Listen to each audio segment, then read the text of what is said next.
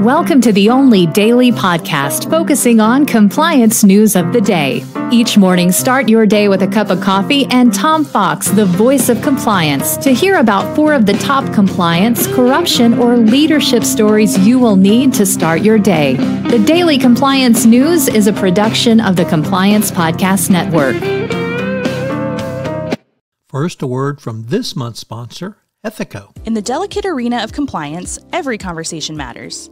Traditional methods can leave callers feeling unheard, but Ethico changes the game. Our empathetic interview technique reshapes compliance calls into powerful, compassionate interactions, ensuring no crucial detail is missed. It's about creating a conversation that matters, that resonates, that makes a difference. Be the change in your compliance approach. See the transformation for yourself at ethico.com/CPN. Book a demo, try our free ROI calculator, and explore the white paper by Tom Fox, The ROI of Compliance. The Daily Compliance News for August 13, 2024, the Anti-Bribery, Anti-Corruption in Paris edition. And we begin with that story from The Conversation, a first-time contributor to the Daily Compliance News, which reports that the Paris Games heralded a new era of anti-corruption. Of course, this was led by Professor Andy Spalding, who created a new anti-corruption clause for the Omnibus City Host contract. This led to a great outpouring of sports, but it was supplemented by the Agence Française Anti-Corruption, the AFA, which conducted a comprehensive audit of the Paris 2024 ecosystems.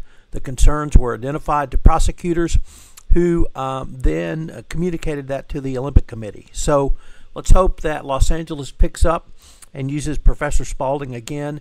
It was one of the most successful Olympics, certainly the most successful since 1984, and I hope that the Olympic movement will continue its anti-corruption bend.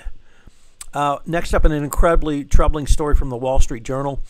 Bank of America is reported to once again ignoring its own rules meant to prevent dangerous work overloads. They've had yet another employee die, and employees are regularly instructed to not record their hours and break other internal controls which are designed to keep employees from literally dying on the job at Bank of America. Poor show, Bank of America.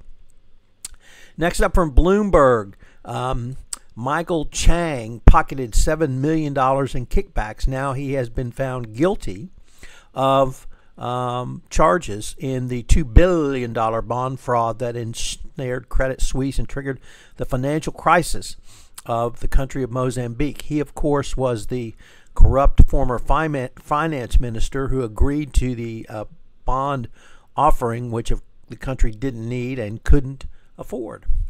And our final story comes to us from Reuters, which reports that Ukraine has detained one of 4 deputy energy ministers and several others as they were caught red-handed receiving a tranche of a $500,000 bribe. The energy industry is a vital sector in Ukraine and its recovery, and once again, the corruption in Ukraine is proving to be a tough nut to crack, but they're going to have to crack it if they want to rebuild using Western money on a go-forward basis after the war. As I mentioned at the start of this podcast, this month's sponsor for the entire Compliance Podcast Network is Ethico. Have you ever wondered how to show the ROI of your compliance program? Have you struggled with the budgeting process, getting the funds you want for your compliance program? Well, I've partnered with Ethico to put together a white paper on the ROI of compliance, which shows you not only how to demonstrate ROI, but also how to speak finance when you're sitting across from the CFO with your budget proposals. Check out the website and get the white paper. The Daily Compliance News is a production of the Compliance Podcast Network and a proud member of C-Suite Radio. Thanks so much for listening. I hope you'll join me again tomorrow.